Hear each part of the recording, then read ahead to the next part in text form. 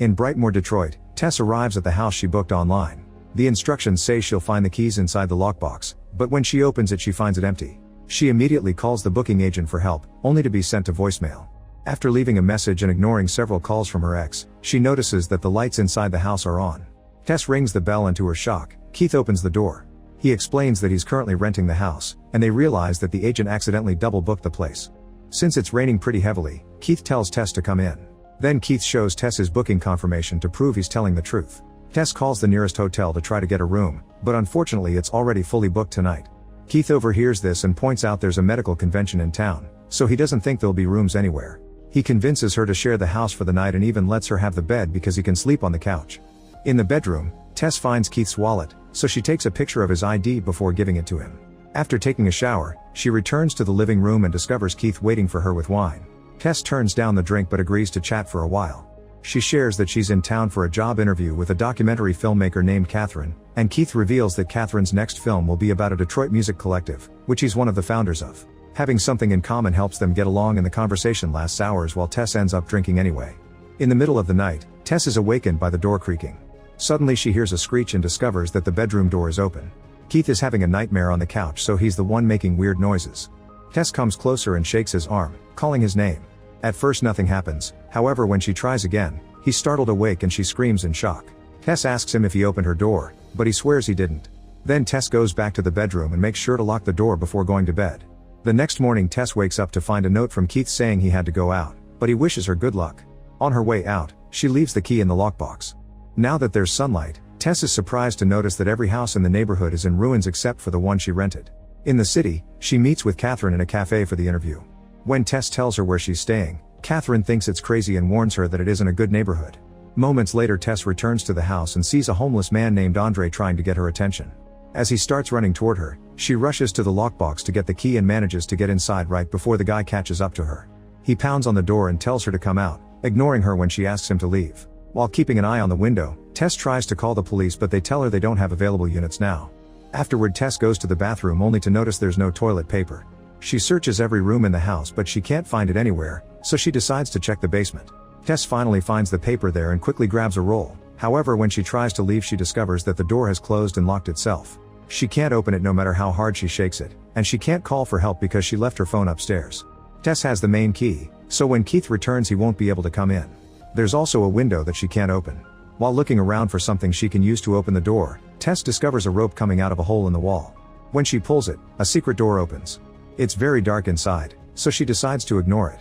Hours later, Tess gets tired of waiting, so she grabs a mirror and reflects the basement light into the mysterious room.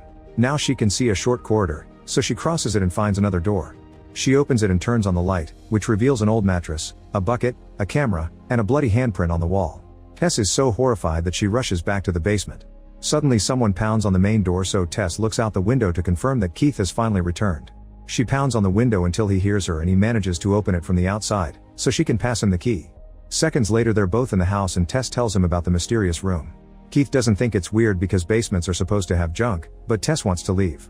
He quickly stops her and convinces her to wait a few minutes, since he wants to go to the basement to take a look and he may need her help if he gets stuck too. After a few seconds in the basement Keith stops responding, so Tess goes downstairs to investigate. The door is about to close again, but this time Tess manages to stop it. She rushes upstairs and drops the keys on the table before grabbing a chair that now keeps the door open.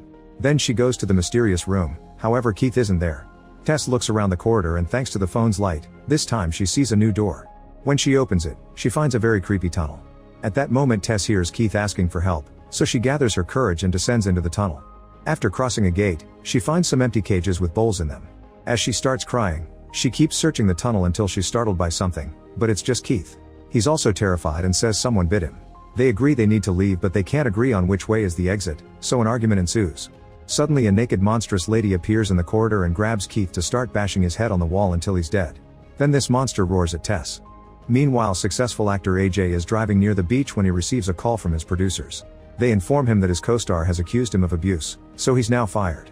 As AJ denies it and freaks out, the producers inform him that the media already has the story.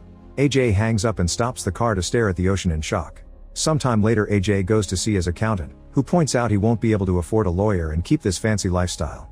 Since the industry won't give him any new opportunities, AJ has to start considering selling some assets, and his accountant even tells him that he quits. Afterward, AJ flies to Detroit and notices that the incident is already on the news, so he has to lie low. In the evening, he arrives at Brightmoor, revealing he's the owner of the mysterious house and wants to sell it. After seeing Tess' car parked outside, he enters the house and finds the chair blocking the door, so he moves it and closes the basement. Then he notices Keith's and Tess' things in various rooms, yet there's nobody around. He calls his house agent, who tells him there haven't been any bookings in weeks. AJ thinks there may have been squatters in the house, but that's not the agent's problem, so she hangs up. Later, AJ goes to a bar with a friend and admits he did take advantage of his co-star, but he doesn't see it as a big deal. In fact, he insults her for wanting to ruin his career. When AJ returns to the house, he leaves a message on his co-star's voicemail to apologize even though his lawyer told him not to speak to her. The next morning, AJ wakes up with a terrible hangover that makes him throw up. He then searches all the abandoned bags and suitcases until he finds Tess' laptop. Her name appears on the screen, but AJ can't access the computer without a password. After finding the keys on the table, AJ looks at the basement, where the light isn't working anymore. Nobody answers when he calls, however he hears a noise that startles him. Concluding that the squatters are down there, AJ gets dressed and grabs a knife and a flashlight before descending into the basement. As he looks around, he hears another noise and finds the rope, so he pulls it and discovers the hidden door. Soon he finds the creepy room, but this only makes him excited. AJ returns to the living room and searches online for information to know if underground spaces increase a house's value. He learns that he can list the basement separately, so he grabs a measuring tape and rushes downstairs to measure the secret areas. He even moves the bed to do this, not disturbed by the implications of the room at all. Eventually, AJ finds the other door and gets more excited when he sees the tunnel. He continues to take measurements and doesn't stop until he hears some music. There's a light at the end of the tunnel, so he follows it to find one more room. It smells terrible, the floor is covered with old blankets, and a small TV is playing a video of a mother feeding a baby. Suddenly the measuring tape starts getting pulled, so AJ lets go of it and watches it disappear in the tunnel. When he hears a strange noise, he immediately starts running. He accidentally trips and drops the flashlight, which starts malfunctioning. The light is still enough for AJ to see the monster coming, and she gets close enough to growl in his face. AJ runs again only to end up falling into a hole and hurting his arm. After the creature covers the hole with a lid, AJ is startled by Tess, who covers his mouth and tells him to be quiet. A flashback to 1982 shows how nice the neighborhood used to be. The house was originally owned by Frank, who one day went to the grocery store to buy supplies for a home birth. Once he had everything he needed, he put it in the trunk and got ready to go home, but at that moment he noticed a beautiful woman. He decided to follow her instead and parked outside her house. It was clear it wasn't Frank's first time doing this because he had a disguise ready in his trunk. He pretended to be an electrician and knocked on the woman's house, saying he was checking every house in the neighborhood because there had been some outages. The woman let him in and Frank sneaked into the bathroom, where he unlocked the window. On his way home, Frank was approached by his neighbor, who told him he was selling his house because the neighborhood was going to hell.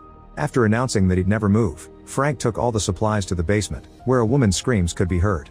In the present, Tess tells AJ to stay calm to avoid upsetting the creature. At that moment the monster appears and offers them a baby bottle. Tess drinks from it without hesitation and asks AJ to do the same because the creature wants them to be her baby. However, AJ refuses, so the monster descends into the hole too. She gently pets Tess' head and calls her baby, but she growls at AJ as she grabs his neck. Suddenly the creature drags AJ out of the hole and takes him to the TV room, where she forces him to drink her milk while following the video on the screen. Since the creature left the lid open, Tess grabs AJ's flashlight and jumps until she manages to get out of the hole. As she advances through the tunnel, she accidentally steps on the tape and the noise alerts the monster. Tess runs as fast as possible and returns to the basement, but unfortunately the door is locked and kicking won't open it. Then she decides to break the window and crawl out of the building, which is taking her too long. Luckily Andre shows up to help her get out right before the creature could grab her. Andre tells Tess that he knows about the monster and that she should leave without AJ, warning her that there's something even worse in the house. Tess insists she has to help AJ, but Andre explains that the creature can come out at night and will attack Tess if she sees her. In the basement, AJ leaves the TV room and searches the tunnels with the light from his phone. Eventually he finds a bell connected to a power line, so he follows it until he finds another door. The creature soon comes after him, but she quickly leaves when she sees him standing by that particular door. Then AJ enters this new room, which is full of trash but also clothes, furniture, and another TV. On a bed, AJ is startled to find an elderly Frank, who makes some gestures to ask for water. AJ hands him the bottle but can't understand the next gesture, so he just brings the night table closer to the bed. Then AJ keeps looking around and finds a bunch of old VHS tapes. He watches them and discovers they're recordings of all the women Frank abused in that basement. A horrified AJ starts yelling at Frank, who pulls out a gun from the night table and self-deletes. Meanwhile Tess leaves town and goes to the nearest gas station, where he borrows a phone to call 911. When the police arrive, she takes them to the house and tells them what happened. However, the cops don't believe her and refuse to break into a locked house without a warrant, so they leave. A desperate Tess breaks a living room window to get back in the house and grab her keys. When she gets in her car, the monster comes out of the building growling, so Tess speeds up and repeatedly rams her into the wall until the creature passes out. As Tess heads back inside, AJ grabs the gun and leaves the room. He's startled by something in the tunnel and opens fire, only to discover he shot Tess in the hip. AJ immediately carries her out of the house and they notice that the creature is gone. Since AJ lost his keys in the tunnels, the duo runs away until they find Andre, who brings them to his hideout and shares the story. Frank was a serial abuser who never left the neighborhood and took all his victims to the basement to impregnate them. Then he started to impregnate the babies too, creating a copy of a copy of a copy. The creature is the result of all this inbreeding. She was born in the basement and has been living there for 40 years. AJ is desperate to help Tess because he wants to prove he isn't a bad guy and wishes to fix things with every person he's hurt. However, Andre wants them to stay hidden until sunrise, saying they're safe there because the monster has never entered his hideout. Suddenly the creature bursts into the room and captures Andre. She rips his arm off and proceeds to beat him to death with it. Tess and AJ immediately run away, but they can't jump over the fence because of the barbed wire. They climb the stairs of a water tower and when they reach the top, AJ pulls out the gun. However, he accidentally drops it, so he decides that Tess will be his distraction while he escapes. When the creature reaches the top too, AJ grabs Tess by the hair and throws her off the tower, telling the monster to get her baby. The creature immediately jumps too and she's the last thing Tess sees. After a few seconds, AJ looks down and sees the bodies on the ground. He comes downstairs and finally finds the hole in the fence, so he can get out. He picks up his gun and takes a closer look at the bodies, only to discover that Tess is alive. It turns out the creature acted as a shield and cushioned her landing. AJ apologizes to Tess for his betrayal, saying he panicked. When he helps Tess move, the creature wakes up and captures him, pressing her thumbs into his eyes before splitting his head in two. Afterward, the monster makes some sad noises because she sees Tess' wound but can't help her. Tess picks up the gun and points it at the creature, who responds by calling her baby and touching her forehead. Tess still shoots her in the head to kill her and finally gets to leave. Make sure to subscribe and turn on notifications so you can watch more videos like this.